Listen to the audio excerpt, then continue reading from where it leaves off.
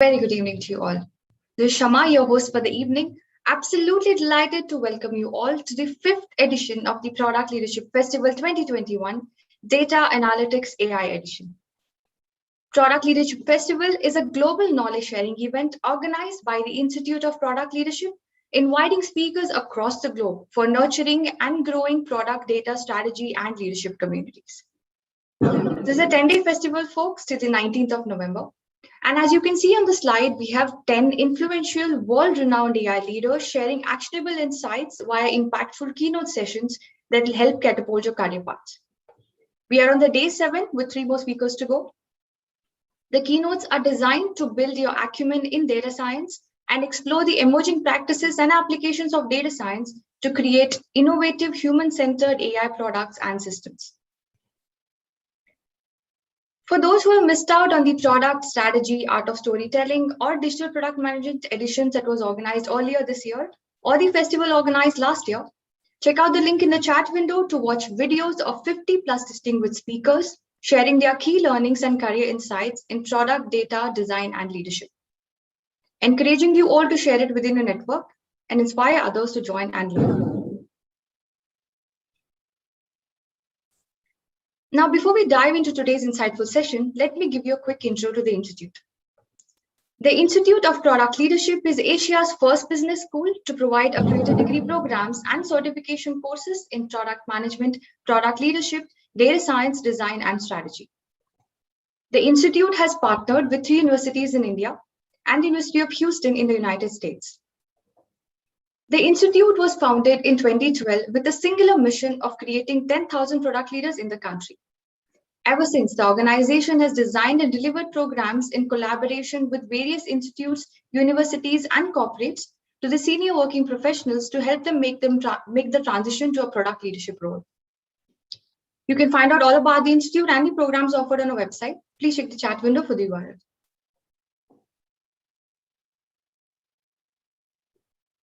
Folks, IPL School of Data Science offers multiple programs in data, AI, ML, analytics. Every program is created and curated by industry CXOs with case studies, simulations, real-life projects, assignments, and personalized coaching. Scan the QR code to take a simple assessment to know your data science aptitude and which program suits your career aspirations. Giving you a moment here to scan the QR code. You can find the link to the same in the chat window.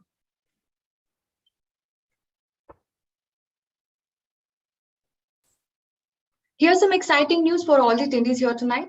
You have an opportunity to win the prestigious Taylor Scholarship of $200 for the newly launched International Certification in Data Sciences Business Analytics program offered by the IPL School of Data Science. The best asked question in tonight's session will get this reward.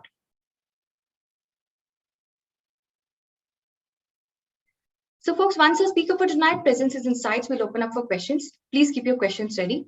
You can ask your questions on Zoom in the Q&A section.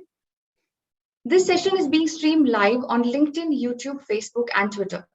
So viewers on any of these channels, please feel free to post your questions in the comment section and we'll share it with the speaker. Do not miss out on this opportunity, folks. Engage with our speaker with some good, intriguing questions and win your chance at the Taylor Scholarship.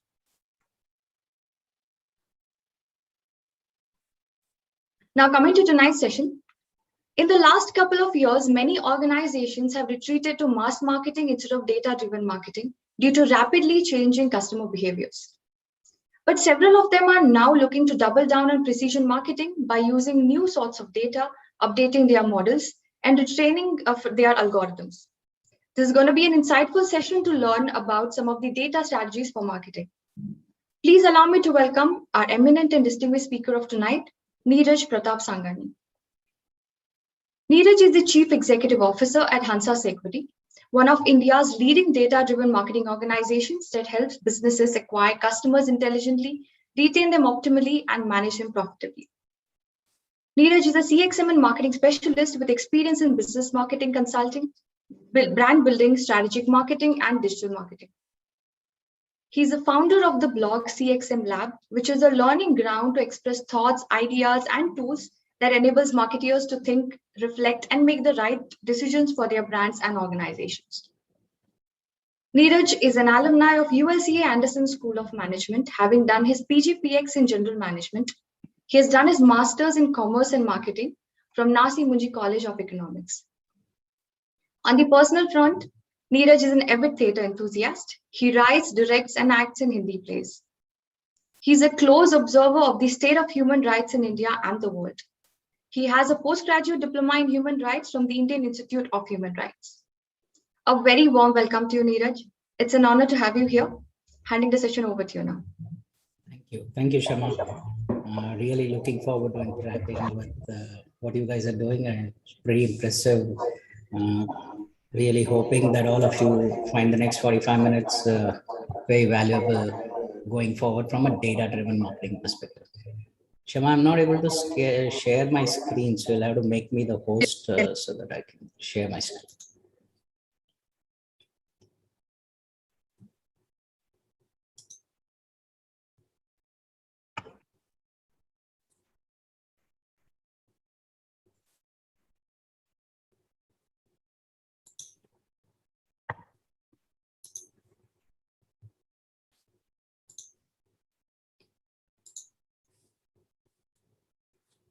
Yes. Shama, is the screen visible now? Yes, Neeraj, go on. Thank you so much. Let's get started without wasting any more time on this. You know what? I will try to demystify this whole concept of data, analytics, AI, and how it will be used going forward. We are far too exposed to these terminologies. Professionals in the space try to really complicate the understanding of this. So I think the world and the marketing space and CXOs need a bunch of people who kind of really simplify things for them and really make sense of all that is happening around them. And I think that is the biggest challenge from a learning point of view, from upskilling point of view, which people really need to understand and get a grip on. I actually go back in time. What is happening today was actually showcased in a movie, and this movie came more than 20 years back. Minority Report is the movie. Let me just play the video for you, and then I'll have a quick chat about it.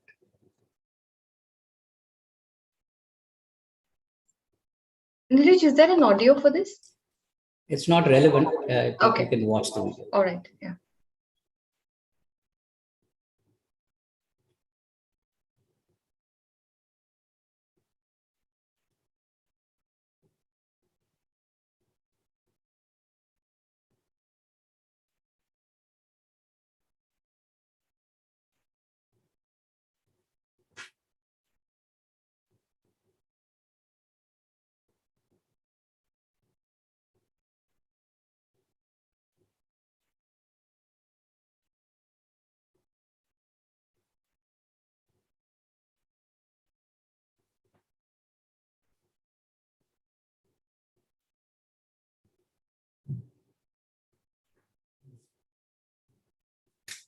This was 20 years back. You know, the movie was Minority Report, and there's a scene where the protagonist sees billboards targeted directly at him by his name when he's walking through a mall.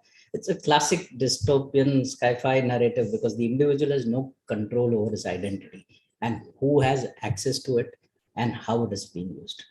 So at one level, it is very exciting what data analytics and artificial intelligence is driving in the marketplace. At another level, it's scary. So there's a fine line to be walked in this entire process. And how do you generate value out of this for businesses and for customers? And that's the fine line I think CXOs and marketers and leaders of the future would really need to tread, because we have let out a nuclear weapon out there in the marketplace. How well it is used, it can either be constructively used to generate energy, to generate future power, or it can be used to destroy a lot of things. So that's the first caveat I wanted to make. Demystify stuff, make it simple, use it for a good purpose, and make sense of it. How does one put together an integrated customer strategy? And I again keep it very simple. So what are the values and objectives? How do you define the KPIs for it? How do you create a situation? How do you detect the signals in that context? What are the opportunities? What are the pattern recognition? What kind of customers are coming in? Where are they coming in from? How long are they going to be with you? How do you create customer segments out of that? Then how do you reframe all the information that you have? AI is perfectly fine, but there's a thing called human intuition, which most of us now kind of are hesitant to use. So how do you bring that into your prediction, into your simulations that you're putting together? How do you create the right implementation, the execution, the analytics process, and how do you create that entire loop out of that? Is the challenge which senior CXOs and CMOs are going to face in the future. How do product leaders come up with these kind of strategies? Demystify this whole thing. Role of people, role of technology, role of data very clearly need to be defined, and where the twain, or where do the three collide, or where do they collaborate? It will either collide or it will either collaborate. How do you work on those things? I think is a hugely important factor that most of us need to keep in mind. How does one put together a measurable data? Everybody talks, oh, we need a data-driven strategy. And in fact, whenever I'm in a very senior level meeting, a lot of CEOs tell me, Neeraj, I've been in presentations with my distribution team, my marketing team, my digital team, my sales team, 1 hour presentation each. And each of them came back and showed me that our teams have enabled 25% growth in business. For a fact, I know my business has grown only 12%.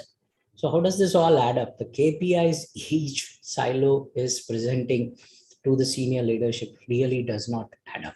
And that's really a big challenge for businesses. How do businesses evaluate what is working, what is generating the marketing return on investments, what is really not working, how much should one invest in technology, how much should one invest in data science teams, how much, to what extent should they really get into the metrics or metrics of each of these measurements. And that is the big key challenge. Most of the organizations, I try to put them into 5 buckets. So on a scale of 1 to 5, 5 being the ideal scale, there are some people who are at the cusp of starting out on their analytics and data marketing strategies, whom I call the heroic guys. Then there are the specialist silos. If there is some evolution which has already happened, but it is again a silo, tactical, process-driven approach to a level. Then the third, enterprise level coordination has started. All departments have started talking to each other. All the data is beginning to flow into one system. The fourth one, which is where a lot of BFSI businesses are beginning to emerge in the space, is there's a system driven. There is an analytics framework which has been put in place. There are defined standards. There is scale. There is adherence. There is a governance in place, and the infrastructure is sitting in a consolidated, more thought through, more connected manner at any point of time. Of course, 5 is the ultimate evolution, where we want all organizations to be analytics embedded in everything you do. It's part of the business strategy. And this is where, from operations role to a strategic role, the entire space of data and analytics really needs to evolve to that. How is it going to happen? What is the journey going to be like? What will facilitate those business outcomes? I kind of outlined few of the outcomes in my context. So what can data analytics really drive from a business point of view? It can drive great customer experiences from a customer point of view, more differentiated. So going forward, products are all going to be equal, right? Even if we know it for a fact, until COVID happened, 80 to 90% of the products or the technology products we bought were all made probably in some of the same factories across China. So there's really no or not much product differentiation. How are brands going to differentiate themselves in the future? Products are going to differentiate themselves from an experience point of view, ease of buying point of view. Convenience is the big C from a customer point of view that really needs to be kept in mind. Some of the digital first companies have really built on this premise big time. It enables faster time to market. It enables more better insights, actionable insights, shows customer preferences, behaviors, differentiation from products and different services that you offer. analytics and data can drive that from your perspective, from brand's perspective, really needs to be built on. It makes the organization's future ready. So there's a real tug of war at this point of time between legacy companies that have been in existence for a long time, have solid hard assets on the ground, and then there is this utopian cloud company which are coming in, no real assets on the ground, valuations going through the roof. How do you create a balance and all of that and make your organization future ready going forward?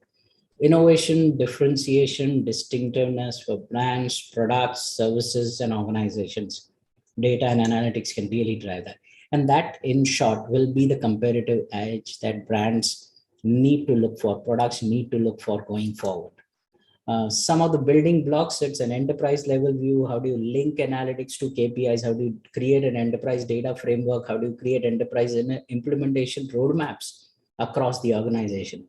Infrastructure key, though the technology piece cannot be kept separate from the data piece. More and more, and we'll show it to you how most of the companies and some of the large companies, and these are all the usual suspects, big names in the world, who are driving such a close integration between technology and analytics that the lines have really blurred. And really, you don't know whether this is data doing the work or is it technology doing the work. So that's where business is moved at a very, very fast pace. How do you embed these processes? Data must be embedded in every decision-making process. How do you do that in each of those business processes? It's a long journey. It requires a huge amount of skill. It requires a huge amount of collaboration across. So SMEs, expertise, how do you set up leadership teams who understand the role that these functions will play? How do you deliver excellence? What is the maturity assessment of the organization? How do you do the metrics? How do you measure business value creation by each of these things that you're going to put together? And of course, last but not the least is the governance piece, which I will talk about as we move forward. But diverse skills need to come together to solve this jigsaw puzzle. There is data, there is statistical mindset, there is domain knowledge, industry knowledge needs to be part of it. Ability to understand business logic problems, ability to solve those problems.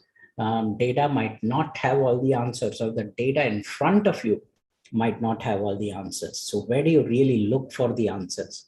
And of course, the rest is the technology piece, the processing piece, and most importantly, and I think this is where the rubber really meets the road, is the storytelling piece.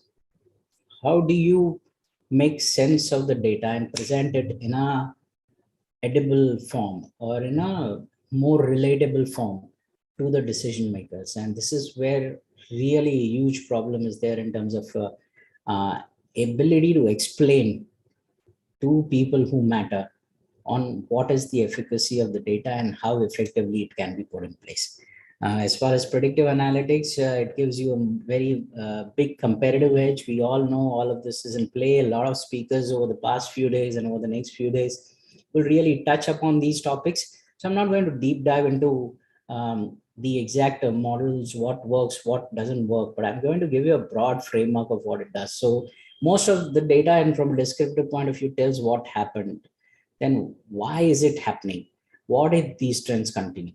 What is likely to happen next? What is the next best thing that we can make happen?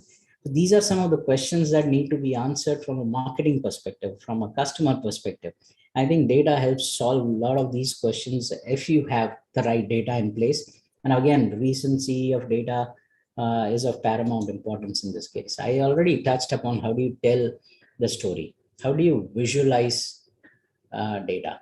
And once you have a fantastic visualization of data, it's very easy for people to consume it and very easy for people to appreciate what you're trying to bring onto the table.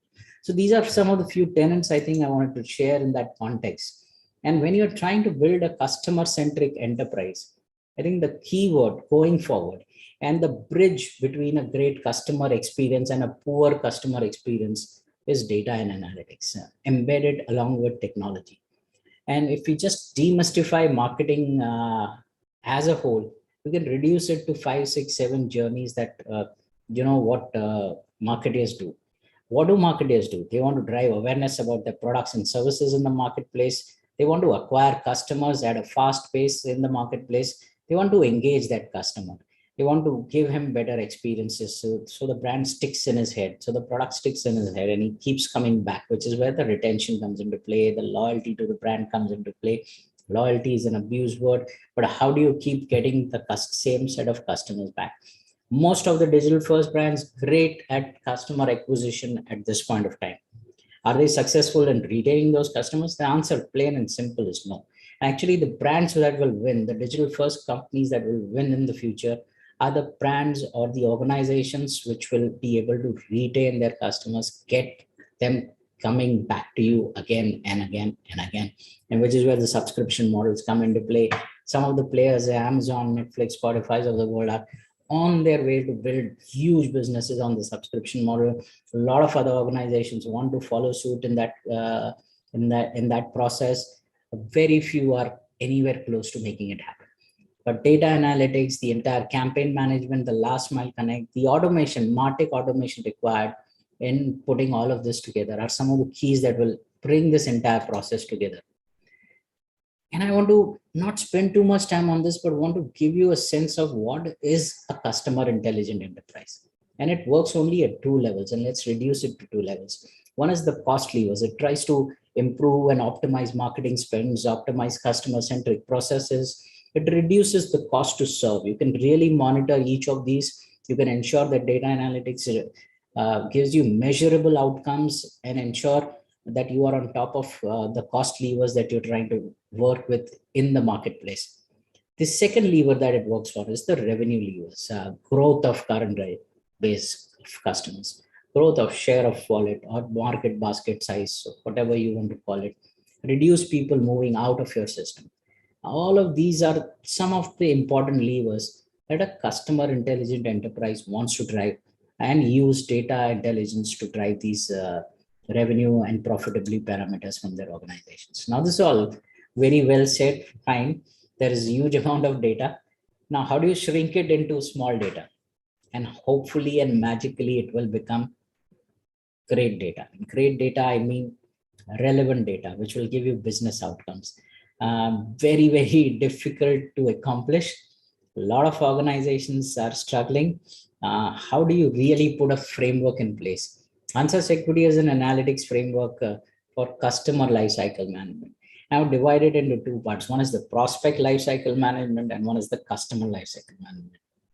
As we say, keep it simple, demystify the whole thing. There is an awareness stage, there is an acquisition stage, there is a management stage, there is a growth phase. So once people have in the new digital first companies, how do you drive the growth phase? And this is where the inflection point happens. Acquisition happens, a little bit of management happens, but how do you get that exponential 100x, 20x, 30x growth that you're looking for? Then the process becomes more and more difficult, the retention process and the win back process.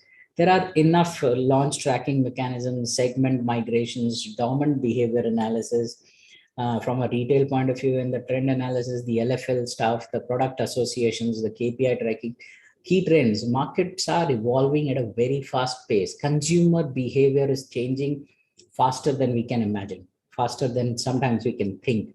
And how do you keep pace with those changes and bringing it into your product life cycles, bringing it into your customer life cycle management? How do you do all the analysis? How do you do customer segmentation? How do you do store profiling? How do you do analyze customer spends by store, by category, by medium? Which channels are effective? How do you have the RFM model worked out? The market basket analytics. And of course, the customer win back, which is the churn prediction. So these are multiple levels of interventions that data and analytics does. How do you make sense of it? How do you put it into a framework that will work at an organization level, not work only in silos with a set of people, are some of the things that product leaders and brand leaders need to keep in mind. And then big opportunity at this point of time. Some of the global organizations are on their way. We at Hansas Equity pride ourselves in trying to fuse data sciences with behavioral sciences. I think that is the big move and shift that needs to happen going forward. How do you understand Data science will give you online transactions, offline transactions, information about the service requests, all the interactions you would have had in the digital media in the past. That information is there, and that can only lead to so much of understanding of the customer. But the behavioral data, what are the intents? What are the moments? What are the motivations? What kind of a lifestyle does an individual have? What drives his beliefs? What are his value systems? And if you start having that behavioral data even at an aggregate level, you can create much more sharper customer segments and customer data analytics going forward.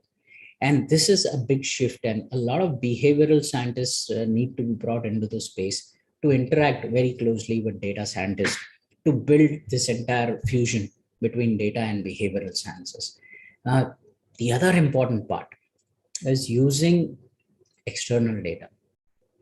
Most companies obsess about using the data that they have, but there is a whole personality that, say, Neeraj as a person has outside the one transaction that he's done with you. He's exploring the entire world. He's exploring the entire internet, doing various things. How do you inject external data into this entire thought process? How do you understand the broad parameters? And I'm not walking down the cookie world or the cookieless world when I'm talking about external data. I'm just trying to understand what are the trends that are happening and which are the behavioral aspects that can be picked up to really drive this fusion between data science and behavioral science. This is the future. This is where the market is headed from a marketing perspective. This is where big brands who get this right will start making a huge impact from a business perspective going forward. You work across industries, a lot of the large organizations, the BFSI space, the NBFC space, the insurance space, retail, automotive, pharma, and all of that. There are certain very, very embedded and empowered marketing decisions framework from an analytics point of view, which are embedded. I won't spend too much time on it. A lot of people hopefully would have spoken about it. But yes, these are the processes that happen: lead prioritization. How do you assess the risk? What are the recommendations? How do you drive retention? How do you drive future value potential, which includes the CLTV? How do you predict the customer lifetime value? Its customer lifetime value has been around for more than 20 years now. Everybody talks about it, but very few companies actually get it right. And then once I have that data, how do you actually break down that journey and really ensure that the customer delivers on the lifetime value which was promised to me 5 years ago or 3 years ago? So these are certain things which will need to be kept in mind. Some of the data points that will help building these structures, the channel mix equity world, the market potential value. What is at a pin code level, what is the potential of a part of the city or a town in India? You're talking of a few 100,000 villages and towns in India. There is a lot of pin code level data available.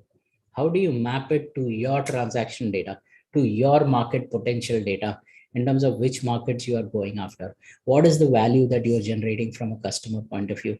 And what is the future potential of the markets that you're already operating in? Really, data can make your strategy, go-to-market strategy, much more sharper in this context. In fact, it can predict what is the lifestyle index. We do a lot of work in the context of credit worthiness or credit card scoring. So even a thing like a credit card tells you a lot. In fact, if you look at the Indian market, we do the ethnicity study, which is your name itself reveals a lot about you. So how do you inject all of those variables, which are really, really very sharp? It can be defined at an aggregate level into your system to really create very, very sharp strategies from a customer and marketing point of view.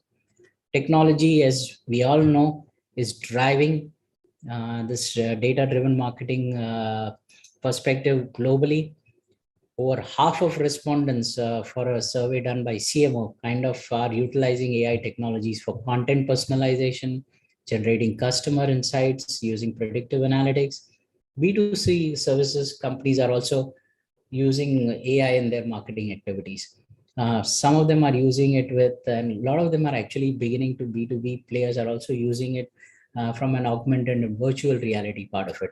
But some of the key parameters, content personalization, driving customer insights, targeted decision making, customer segmentation. You can create hundreds of customer segments and really create meaningful content, context, and meaningful offerings for them. Of course, the rest programmatic stuff and all of you would be kind of aware of. Chatbots are part of our life now. AR, VR has been around for a long time. Some of the new things which are coming up, facial recognition, biometrics have been around for some time. I'll talk about it in a short time. The rise of synthetic data. And as I said at the beginning of it, transaction data will only tell you so much about what is happening. Synthetic data is a new idea which has been around for some time, but it's beginning to now actively used in data-driven marketing. So without access to data, it sometimes becomes hard to make tools that actually work. Artificial information developers and engineers use a stand-in for real data. For example, it's considered to have huge potential when it comes to creating synthetic data for training of machine learning algorithms. Synthetic faces of people who have never existed can be created. I should talk about it in a bit of time. But synthetic data kind of enables data professionals to access the use of centrally recorded data while still maintaining the confidentiality of that data. And synthetic data comes with that power to replicate the important features of real data without exposing it in true sense. So it kind of takes care of the privacy issues that are beginning to crop up across the world and how my data is being used. And this will keep on exponentially increasing over the next couple of years. Couple of types of synthetic data, fully synthetic, partially synthetic, hybrid synthetic. But the basic point that we're trying to make here going forward is, these people don't exist. This case, synthetic data is also used for video, image, or sound to artificially render media with properties close enough to real life data. This similarly allows you to as a drop-in or replacement of original data. So these images that you see were artificially created using generative GAN or generative adversarial networks is what it is called. The system learned properties of real life people's pictures in order to generate fake images, but as real as it can get. I mean, nobody will tell me that, these are not real people that don't exist. This method is helpful to augment databases. It's used to train machine learning algorithms. For example, when training video data is not available for privacy reasons, I mean, you can't share people's data, you can generate synthetic video data to resolve that. Similarly, you can use synthetic data to increase data sets, size of the data set, and diversity of the data set when training image recognition systems. So a lot of uses synthetic data is already being used to put to. Waymo is already using synthetic data to train autonomous vehicles. Waymo is, of course, Google. Alexa, Amazon has been doing it for some time for language systems. The Amazon Go vision recognition system has been using it extensively. The BFSI space, Amex has been using to improve fraud detection. Pharma companies are using it for clinical research. So it's across the board, across industries, synthetic data is beginning to be used. Emotion recognition technology, a lot of players are beginning to use emotion. Just imagine the amount of different types of data now available to marketers. And if they get the key pieces, and what I'm trying to say is all of it is not relevant for all the industries. Different industries will have need for different data, and marketers and CXOs and product leaders will need to have that incisiveness, and that human intelligence will need to come into play to ensure that they pick and choose the right technologies. On last count, there are more than 10,000 different kinds of marketing, customer interface related technologies available. You don't need more than 5, 6, 7 of them, right? Or you can't handle more than those kind of technologies. So how do you use and pick those right technologies to ensure that you can understand what is relevant, which will give you the best insights, which will give you the best outcomes from a business point of view. Image detection, which is emotion recognition, uh, go on to become a big thing from a retail perspective. And a lot of large retail brands across the world are beginning to use image recognition technology to good impact. Some of the other players who are beginning to use emotion recognition is the automotive industry. Some of the global big players are already using it. Some of the Indian players like Mahindra also started using these technologies to overall improve the customer experience and the car safety experience while the product is being used. And the entertainment industry worldwide, Hollywood is beginning to make big use of it. A lot of us in India will not know because we are exposed to Suryavanshis of the world. But there are a lot of movies and a lot of movie research which happens in Hollywood before movies hit the screen. And it actually captures people's faces, tracks facial behavior using infrared cameras to kind of get a sentiment analysis done of what the viewers are thinking about. And that helps them decide which scenes to keep, which scenes to change, which movies, what will work, what will not work. Federated ML. The techniques used by Federated ML to ensure that data is kept on the device and not on a server, while still providing access to predictive AI modeling. This is, of course, going to be the way forward.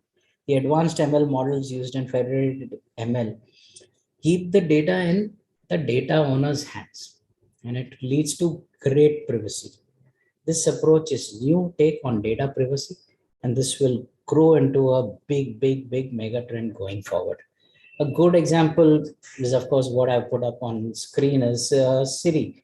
It's running on your iPhone, but it's not sending all your data to the Apple servers. So it's residing on your phone. So it gives you a sense of security in terms of which data is being passed on and which data is in your control and residing with you. So this is going to be another big thing which is going to make inroads across the ecosystem. AI/ML innovations with NLG, natural language. We all understand Google phones. Already seen a lot of consumer applications on Google phones, other enterprise business applications, process automation based on unstructured data. When I say unstructured data, it's voice, it's text. Facebook has done extensive work in this, achieved impressive results in semi-supervised self-learning techniques utilizing AI and NLP. Self-supervised approach, which is the SEER approach, it's a lot of work in this space done by Facebook. It's one of the most promising ways to build machines that have the common knowledge, or as we say, the common sense to tackle tasks that are far beyond today's artificial intelligence capabilities. We already seen major advances in NLP as a result, where self-supervised models pertaining to very large models or enormous amounts of text has led to breakthrough in question answering, automated responses, natural language inferences, and more. In India, it's a challenge. We don't speak the same dialect. We don't speak in the same context. Those are challenges with the Indian market we're beginning to deal with. But globally, it has evolved a great deal, and it's a huge amount of potential in this context. How do you traverse the algorithmic future? And I think algorithms can change how we feel, right? And I'm not making a big pompous statement. We've seen this with Facebook's mood manipulation studies that we've seen. We've seen this with Google Shopping. We've seen this with Amazon recommendations, the next best product that you're trying to push to you. And how we use our devices, the app recommendations that come to us, social influence recommendation, friend recommendation, all of this coming into it. None of this is actually inherently negative, in my opinion. And in fact, each of them can really drive positive outcomes for people and for business. But that would require redefining how we use all of this, the objective of these algorithms. How do we drive social, human well-being using current data, mathematical limitations included, to really drive it for organizations. Brands, leaders, product leaders, marketers need a new approach to this problem. Need to build new algorithms from the perspective of the consumer and not only from the perspective of the company. There is never before was a time to have a perfect handshake between what the brand, what the product, what the organization, what the service stands for, and what the consumer needs. And we are increasingly seeing that brands that are successful, products that are successful in today's marketplace are really driven by this inherent, I won't say desire, but inherent need to be a part of the customer journey. And if you give that great experience, there is a very high likelihood of success coming your way. Algorithmic e-commerce, everybody is kind of now experiencing it, right? Ultimately, this will lead to a market shift that delivers more and more value from a consumer point of view. Where partners take a more product type approach to personalization and customer experience versus taking a consultative product approach to personalization, as they've done in some cases. There's a smart systemic digitization of business functions, which are till date manually handled. What algorithmic e-commerce also means is widespread utilization of AI and machine learning in the enterprise. Algorithmic e-commerce has been part of e-commerce for years. Okay, it's not something new that has come into play today. For example, Stitch Fix, the picture that I put on the screen now, is been personalizing online shopping experiences using algorithms and ML for years. But this is going to take center stage for businesses. And of course, we all know that what a big success Stitch Fix has become over the last few years. This will also have huge implications on creative outcomes from a marketer's perspective.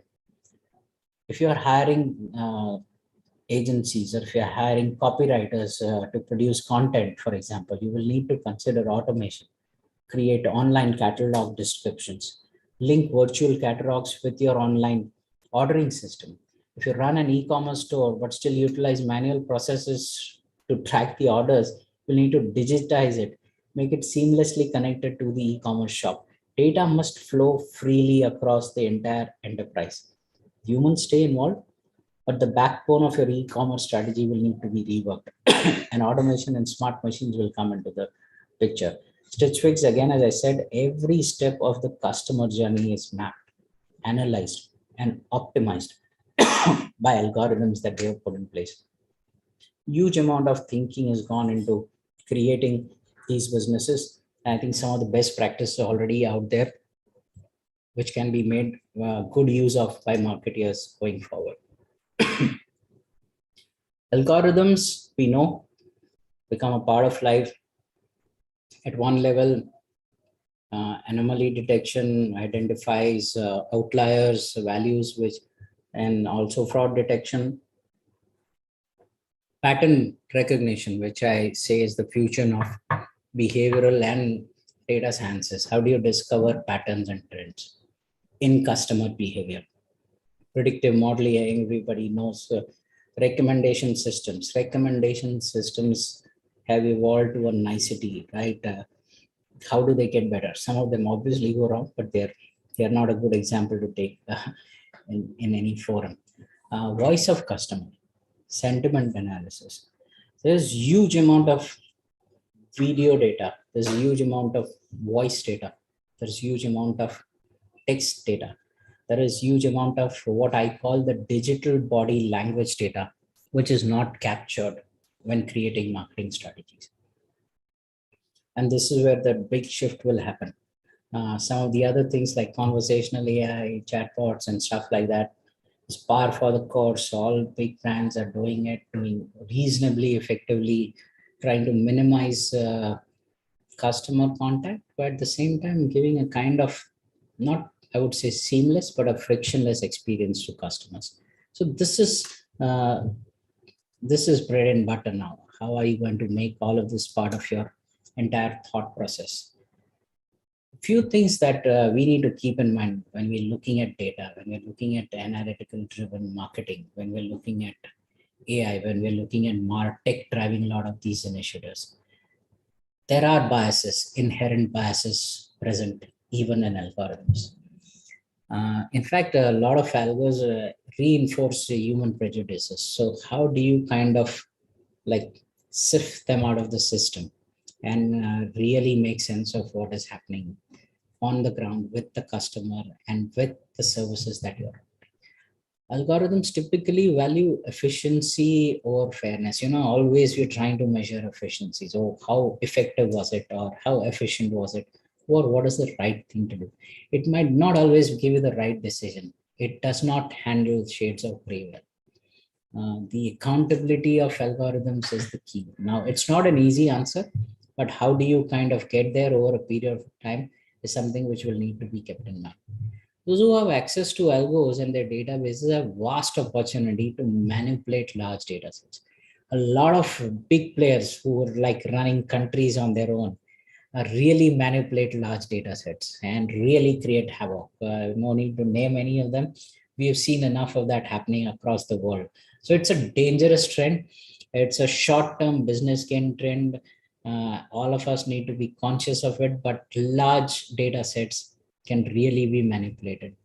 Rapid boosts in productivity due to automation will certainly increase disparity between the haves and the have-nots, the employers and the employees. There will be reskilling, upskilling required. A lot of stuff which is happening manually will become irrelevant going forward. So how do you kind of make that transformation, especially in a country like India, where there is a huge human population which is hungry for jobs, and how to create those opportunities is going to be a key thing. Most algos still are a black box. Explainable artificial intelligence, more transparency needs to be brought into the system, into the organization, so that people kind of start relating to it. Otherwise, it just becomes words. People who kind of believe, there is a set of believers and there is a set of skeptics. And then there is a war happening at any point of time. So how do you create more believers in the organization for data, for analytics, for data-driven marketing is the key, and senior leaders will really play a big role in ensuring that there is more trust and more belief in the system as far as data-driven marketing is concerned. Last but not the least, data protection, privacy. Brands are beginning and organizations are beginning to make sounds about wanting to take care of it. How much are they actually doing on the ground? I think governments are beginning to come into play. They will enforce a lot of laws. Like Indian data cannot go out of the country. It has to reside in servers in India. A lot of these laws, the data protection law is sitting in Parliament, awaiting approval. Once it kicks in globally, there are enough laws in US and in Europe already in play. Companies, products, organizations will really need to be on top of privacy and data concerns, personal information, PII information, not letting go of it out into the public domain. These are some of the key things which will need to be kept in mind, because that is where all of this needs to come into play from a good governance point of view. And I am a firm believer, actually, good governance leads to great data. If you have your governance is right, your systems right, all else, I tell it to a lot of my clients, will lead to a lake of data. Oh, I have so much data. I did not have a process. I did not have a governance. I did not connect the dots. I have a huge a sea of data, an ocean of data, but I really will not really make a lot of sense out of it. So if your data definitions are ambiguous, if data rules are vague, the rules that you set, the processes that you set are vague, is there enough training data? And that's where synthetic data also comes into play. Is the absence of loop closure. How are you continuously enriching that database? These are some of the key things that will need to be kept in mind when you are creating this whole strategy. There is a certain amount of time involved in all of this. Even creating and accessing trained data to help you make good predictions. Now, these are things that organizations will need to keep in mind. And there is a strong data governance requirement across organizations. I don't think a lot of Indian companies are giving the importance it deserves. It deserves the attention of the head of the company. And I think in a lot of organizations, they need to drive this entire thought process. So I think from a data analytics, technology, data-driven marketing perspective, these are some of the things which will drive the future. And we know that the future is already here. Is there enough skill or depth of skills available in the market? The answer is yes and no. There is skill, not to the requisite amount of people required in this context, but we are on our way. And that is the good news. And more organizations are getting conscious of it. All of you who are part of this call are working towards getting trained in this context. There are a huge amount of practitioners out there putting the word out, trying to get people to buy into this thought process, to ensure that we create a good mechanism, a good system in place, that we have a robust data-driven marketing strategist going forward, solid talent coming up in the marketplace. Really hope that all of you also get that opportunity. I saw the list of speakers for this, all respected big names in the industry talking about what they do and how they put forward their thought processes. So I'm hoping that we will have the next crop of leaders coming from people like you driving this entire process. Of course, algos will be a way of life, but the fine balancing act is really required. And how do you put this together? So 20 years down, Minority Report, are we there? And this is the question. So it's easy to imagine, very difficult to execute it on the ground. But still probably 20 years away, maybe 10 years away from making that Minority Report a reality. And AI, ML, data-driven marketing is driving that huge growth. We are at the forefront of it. There are some of the trends which I've shared with you today. Hopefully it has added value to all of you. Thank you for spending this time. Really looking forward to interacting with you over the next couple of minutes. Thank you. Thank you, Neeraj, for that brilliant and engaging session. Really captivating webinar and with some good insights, relevant insights, and I'm sure the audience agrees with that. So a quick reminder to the audience, please post your questions on Zoom in the Q&A section, or any platform that you have joined, please post your question in the comment section. Another option is you can interact live with Neeraj. Please raise your hand and I can unmute you, and you can ask your questions live. So let's begin with the Q&A now, Neeraj. I see a few questions lined up. Yeah. For you. Yes. Yeah. So I think but let's start with this one question from Ajay. Yeah. So Ajay says, my team is doing great work using Google Analytics. How will behavior analytics optimize my marketing? Why should we fix a system that's already working so well for us? And what is the importance of behavioral analytics as compared to Google Analytics? Thank you, Ajay. I think very relevant question, because I was in a meeting today, and there are multiple stacks offering different kind of analytics and everything kind of from a digital perspective. And this is what digital marketers normally talk about, that Google Analytics answers all my questions. I don't need anything else really to drive any of my initiatives. Well, that's a belief. I'm not here to fight beliefs. I'm only here to advocate different data sources or different ways of looking at customers. And behavioral science gives you a very, very different perspective. As I said, Google Analytics and all the tools that are available at you always give you what. They will not give you the why. And that is a question which is always remain unanswered. And it might not seem relevant in your current role, but as you keep climbing up the ladder and you start heading large businesses with the P&L responsibilities, the why, because then you are in a position, or you are in the job where you have to predict the future of your business. You have to drive where the consumer is heading. And that is where, if you have the understanding from a behavioral point of view, it will be of huge help. And that's what my belief is. I think a lot of organizations are kind of are agreeing with this belief. And if you look globally, some of the largest corporations have started investing in building large behavioral science teams. In fact, I'm taking too much time on this because I'm passionate about the subject and it's important. Some of the biggest government programs, the first guy actually who used behavioral science to a great extent was the American presidential elections, Barack Obama. And it's, if I'm not mistaken, 2008 was when he first fought the elections, and he used this data very effectively. And the next president also used those kind of data sources, and pretty effectively, to really win an election which nobody thought that he will win. So there are huge examples, big corporates beginning to buy into it. The question that it will answer is why, and I think it's important to have an answer to that question.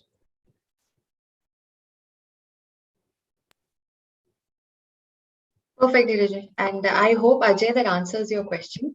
And we'll move on to the next one now. This will take from the Q&A window, Neeraj, if you can see as well. Yes. So the next one is from, yeah, go ahead, sir. I think Lokesh is there. Is it legal to capture people's faces using infrared cameras? Answer is no. India, we still don't have a law. But, for a fact, and this was a few years back when we were in China. And in China, when you enter a bank, there is facial recognition cameras put in there. So then you can just go and complete the transaction. You don't need to give your bank account number. You don't need to give your credit card details. There's facial recognition which recognizes you and you can complete your transactions. But China is a bad example because the laws that govern and the way they control things, it's not possible in a democratic world. So this facial recognition thing started off big time as an experiment in San Francisco. Within 1 month or a couple of months of those experiments starting, human rights people and a lot of people just clamped down on it, saying it's a huge invasion of people's privacy, and it was not allowed to a great extent. And that's why I gave the example of people who don't exist but yet are kind of real. So this surrogate pseudo personalities, if you go back 10 years, the second life personalities that are created, and that helps people to create segments which really are used or created without showing actual people using infrared cameras at any point of time. But short answer is, legally it's not, you're not allowed to capture people's faces. The second question, Surendra Kumar, how are we driving data security across countries? Each country a very different stage of maturity. A lot of maturity coming into the US, European market, Indian market far from mature. But it's I think companies have understood the importance of data security and understood the harm that data breaches will wipe out companies if there are breaches in data. So they are taking a lot of measures themselves.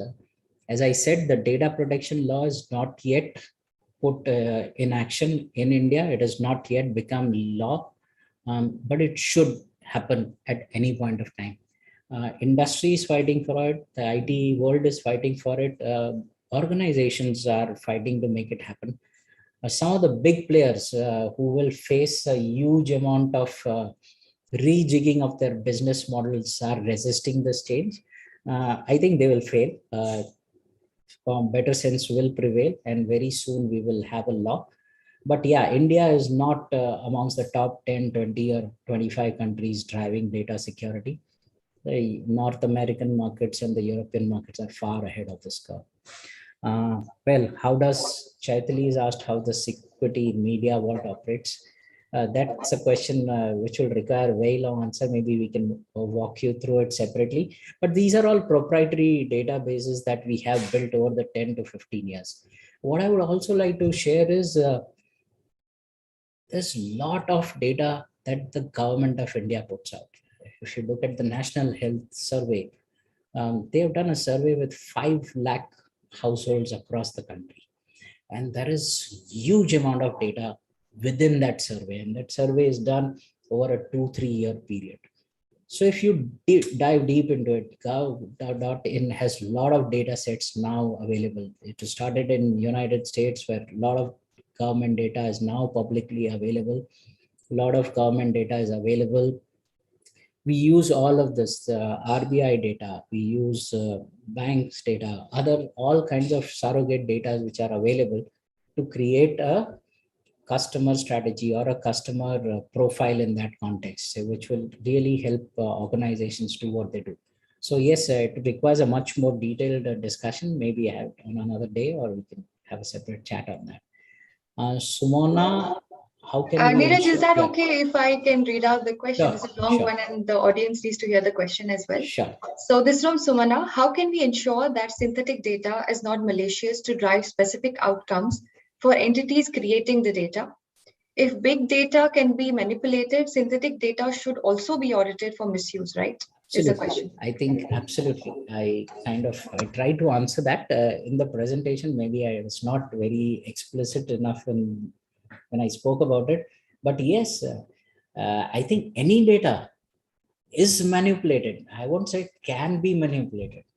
Is manipulated. I said it. I think at the beginning that when I'm in a meeting with the CEO, the distribution team, the sales team, and that is manipulation of data, right? They are saying, oh, we turned around sales by 40%, but it is manipulation also in the kind of metrics that they want to present of being successful, right? Everybody wants to demonstrate that what we are doing is working in the market.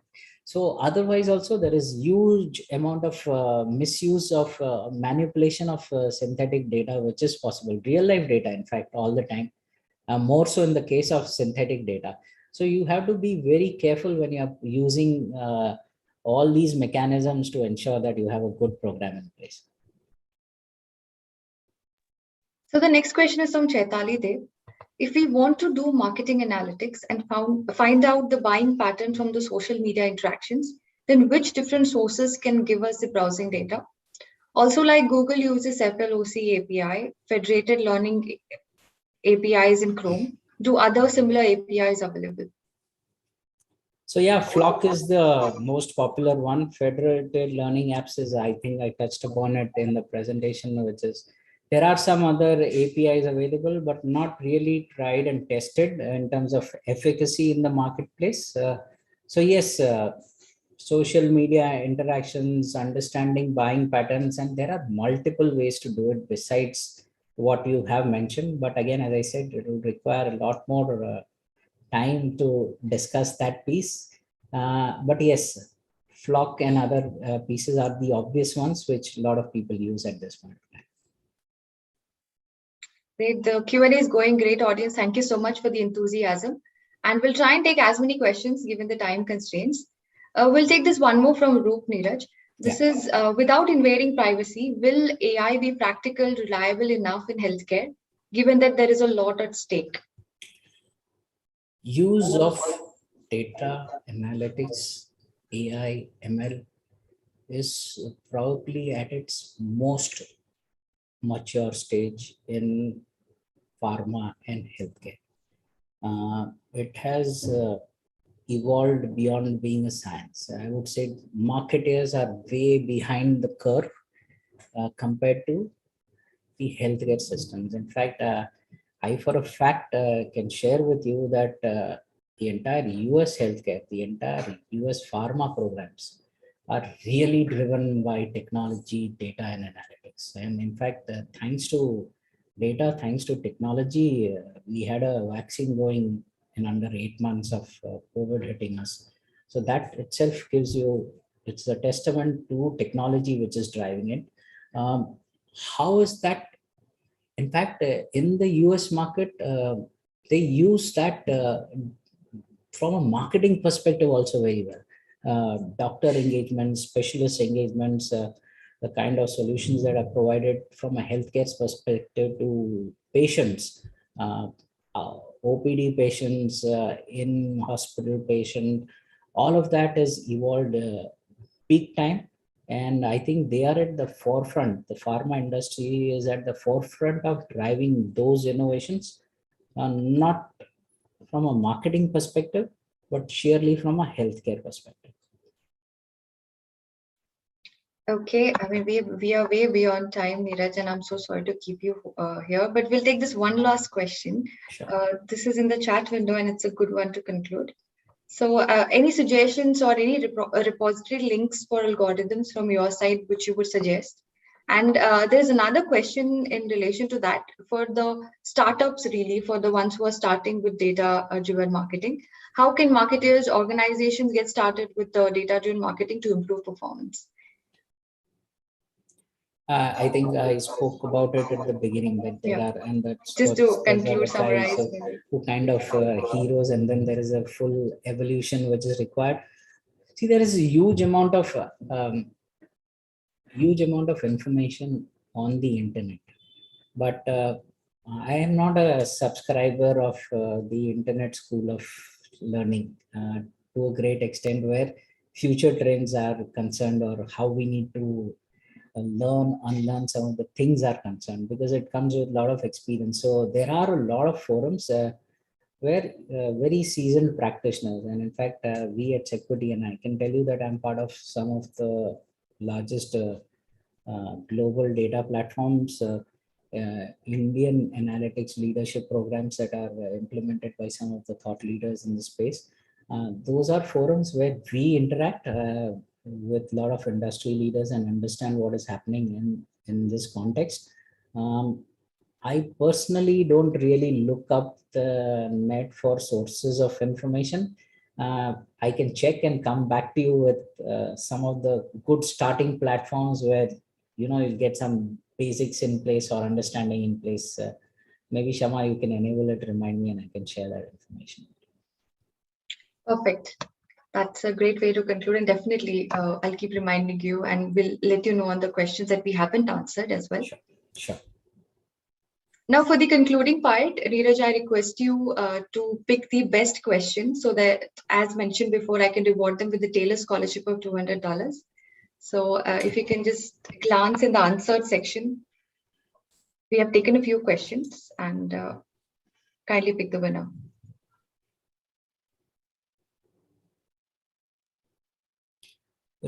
This is really unfair, and I think, can I say all the questions were relevant? But if you ask me, I would say, can I choose two? Yes, please go ahead. Sumana, which is how can we ensure synthetic data is not malicious, and Chaitali, which is the marketing analytics one, which spoke about the Flock APIs.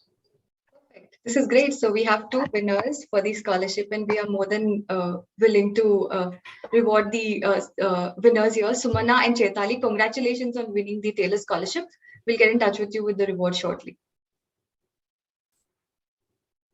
We've enjoyed having you with us, Neeraj. It's been a complete honor and pleasure. Please accept the certificate of appreciation from the Institute, a small gesture.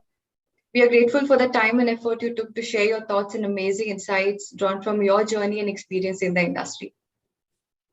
Thank you. Thank you. So if you scan the QR code on the screen, it'll take you to a dedicated Hall of Fame page that we have created for you, which will hold a recording of this session. Okay. Give it a few minutes, we'll upload the video, but here is where you'll find the recording of the session. Sure. And we'll upload this recording on the YouTube channel as well. Okay. Thank you once again, Neeraj, for joining us. Thank you. And audience, if you found today's keynote useful, take a few seconds to share your feedback, experience, and perspective on the session and inspire others to join the subsequent sessions. Please scan the QR codes to share your feedback. Your feedback is critical for us to make improvements in the upcoming editions.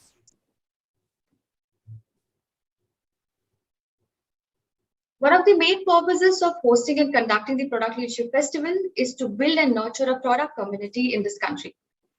There's already a strong, thriving community of 2,000 plus members where a lot of content is being shared by product managers, CXOs, sharing their learnings and insights. Please scan the QR code or click on the link in the chat window, community.productleadersforum.org to join and grow with us. So audience, before we close, here's a quick look at the session tomorrow by Dr. Ankur Narang on 3 amazing applications of data science, AI in digital products. This is going to be yet another amazing session. So see you all tomorrow again at 8 p.m. With that note, I end tonight's session. Happy learning and stay skilled. Have a great night. Thank you, Neeraj. You have a great night too. Thank you.